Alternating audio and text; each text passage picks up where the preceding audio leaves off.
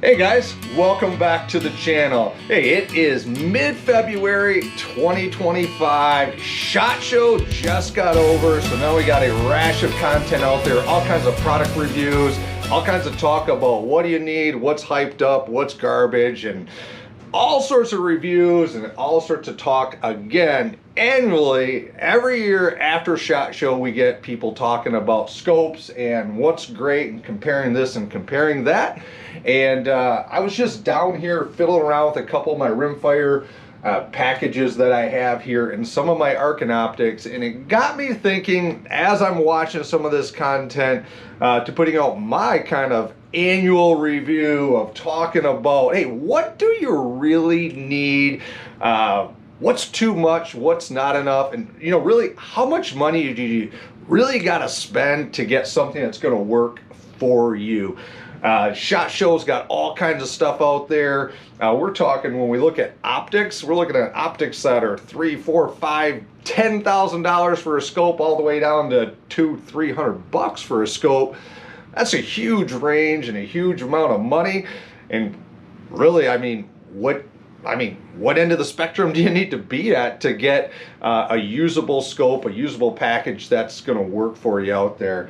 I'm getting ready to head out with a couple of my 22s. I've got a CZ457, super popular, super competitive, and a very proven platform for competition use with a 22 for doing precision shooting. Or in some of the other configurations, squirrel hunting or plinking or whatnot. This is the setup that has a target stock on it. I'm going to talk a bit about the EP5 that's on it in a bit here, in the ring setup, in the rail. And another one that I have here is a less expensive setup, but for kind of doing the same thing, is a Ruger Precision 22 long rifle. And this one's set up with an Arken SH4 Gen 2. So if I get to what I'm trying to talk about here with this content of what do you need and what's too much. Now these are 22s. Each of these configurations could just as well be a 308, 5.56, 300 Win Mag, any of the popular Grendels, anything that you want. Each of these optics will still work on. Now, when I talk about these Arken Optics, this EP5, now there's the EP5 Gen 2, and then there's the SH4, and there's the J model. So we got a little bit of price variances with these. But if we go to the EP5, this is Arken's premium model. And, you know, looking at the different discount codes that are out there and sales and stuff that go on, you know, let's just say that an EP5 Gen 2 is going to run you $700, and we're going to say that an EP5 Gen 1 is going to run you $500 or $550. Now these are just ballpark numbers, and we're going to say that the SH4, we're going to say one of these things is going to run you $250 to $350, depending on which model, what magnification you go with. That does affect the price a little bit on some of these, but again, we're talking about a scope that is going to cost you, we'll just really make this simplified. We're going to say a $300 package and a $600 package. Now, looking at the packages that they're on, the platforms, you know, we're talking about a 22 here with the CZ that, again, we'll just ballpark this and say that this rifle right here is a $800 22, and this one is a $500 22. So we've got two setups here, one that costs half as much. This 22 is virtually half the cost in all regards to the CZ457. Do you need this to shoot as well as that? Now, the 22 guys, chime on in. I want to hear in the comments section. I'm going to tell you. Now, this CZ457 with an EP5 on it is going to be marginally a bit more accurate.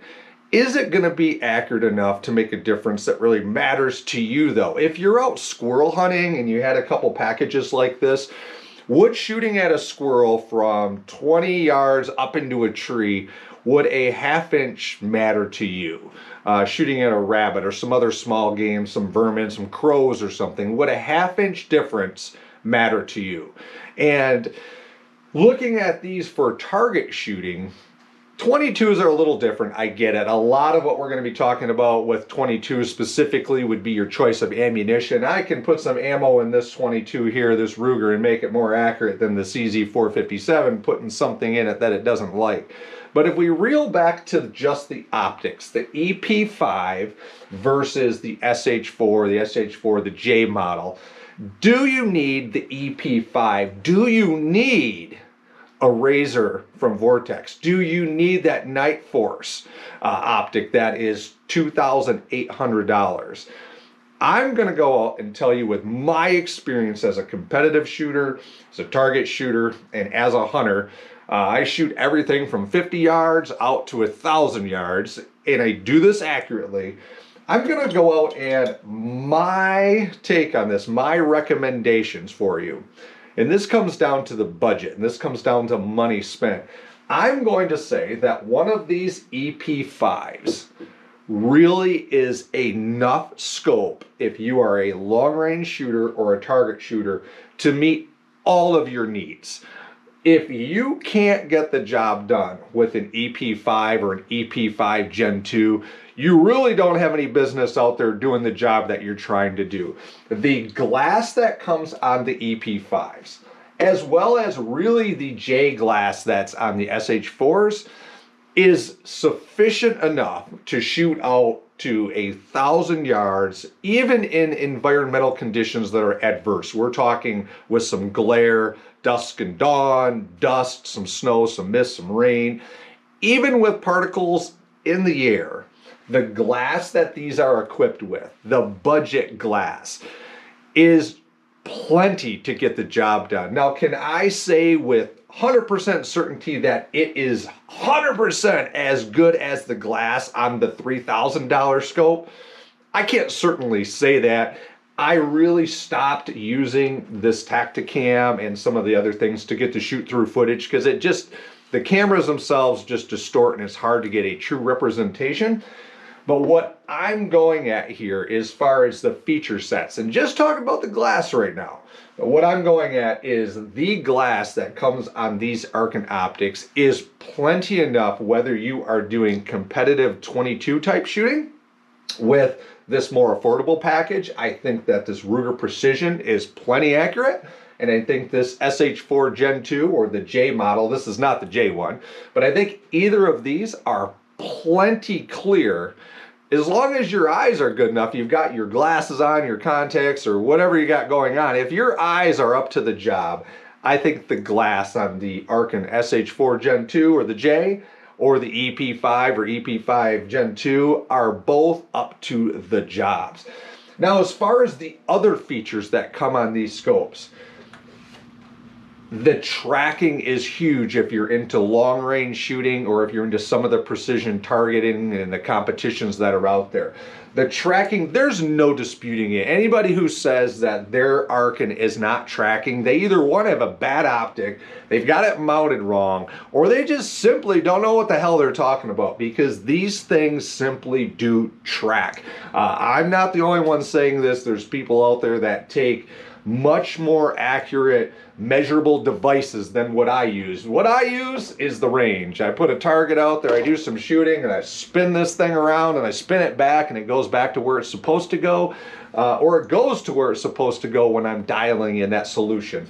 I've had no issues with these Arkens with tracking whatsoever. I keep picking this thing up. I should just hold it, right?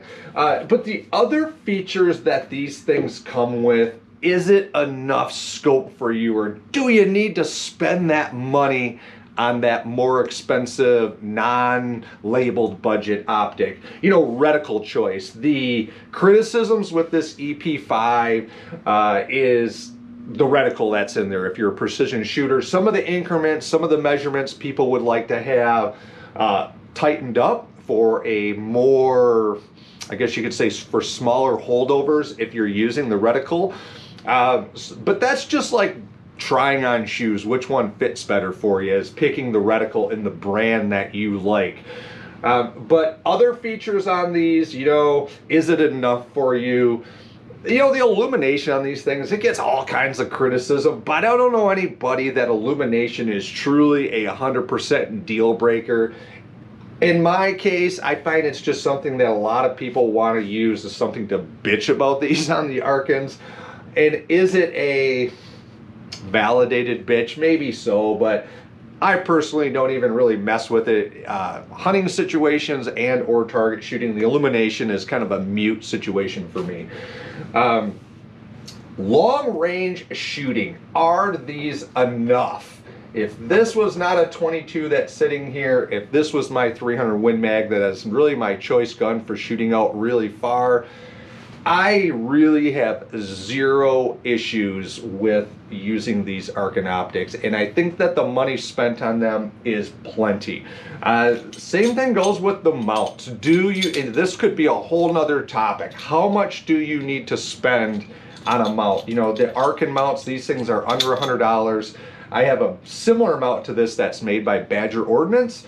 I love Badger's products. However, they cost 5 to 10 times as much. And in my case, I'm a realist with this stuff. I found that it's really not any better. I think the CNC machining capabilities, the computers that are involved, the processes in manufacturing, all of this stuff, whether it's the scope, the actual platform it's mounted to, the rail, the rings, I think in the last 20 or 25 years, with everything being much more computerized and much more, it's just trickled down that getting quality products really does cost you a lot less money.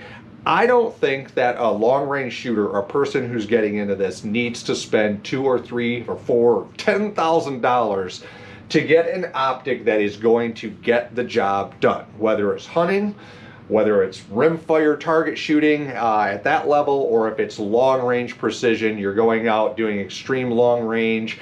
Now, if we're talking shooting out to multiple miles of shots, that's a little different ball game here for equipment and precision. But for the general person who's going to get out there and do some deer hunting, some hog hunting, some rabbit, squirrel shooting, plinking on paper, hitting up one of these these 22 competitions, these optics really are enough and do the job.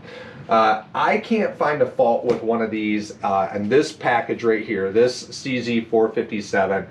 If a person couldn't enter into one of the 22 competitions and do well with this 457, this EP5, this Area 419 rail, if you can't do well with this, you need to not be blaming it on this EP5. The scope's not the problem. The problem's the guy behind this package. And the same holds true when I run into a lot of these and I'm talking to people out at the range. Could the $3,000 optic, $4,000 optic offer some features that are nicer, that are better, let me grab here, that are a little smoother and more refined, easier to fiddle with than what these Arkens do? Oh, heck yeah. There's definitely different and better setups to hooking on these turrets, and I'm kind of hoping Arken might be listening to that. A lot of criticisms on these little Allen screws, right? But does the scope do the job? And for the money, for the couple $100, in my opinion, and I've got all these things mounted up on all different calibers, and I do all that kind of different shooting. I'm going to be filming some today. I think the Arken Optics, or really I'm going to go as far as to say when you get to some of the other new brands that are coming out as well that are coined the budget brands, but I think that we're seeing more and more of these affordable optics, these different brands that really are, they're getting the job done. You don't have to spend that money. If you get into the marketing of why these things don't cost that much or why other brands do cost as much, you can start to connect the dots on why products, when you look at that, do cost more. Where is that money going with that business? And in the case of Arken, it's a small company. I stand behind these things. I'm not endorsed. They're not paying me to make this video. I bought these scopes and I buy them because I think they're priced right. I think they're priced really good for what you get. It is extremely usable, and they seem to have made it. They're around long enough. They're at SHOT Show this year, and they're getting awards and accolades for some other platforms that they're putting out. So is the setup with the Arken Optic. We could be talking EPL4s here. I could be having those or the LH models out and making the exact same comparisons. Are there enough features? Is the glass good enough on the Arken Optic to get the job done? Can you shoot at that antelope with the SH4, the EPL4 at 673 yards across that valley in Wyoming? Or do you need that $3,000 scope to do it? I don't think you do. Save your money, use it for fuel to get on out to the hunting trip, buy yourself some steaks, or better yet, save those couple $1,000s and get yourself a nice little 22 for doing some planking around and saving yourself money because of ammo. Or better yet, just buy some ammo, right? I think these scopes are enough, all joking aside. So this is kind of my, I don't want to call it annual, I don't want to drop this thing, my annual post-SHOT Show talk of this nature, because it seems like every year at the end of SHOT Show we get a lot of people talking about these things again and comparing them.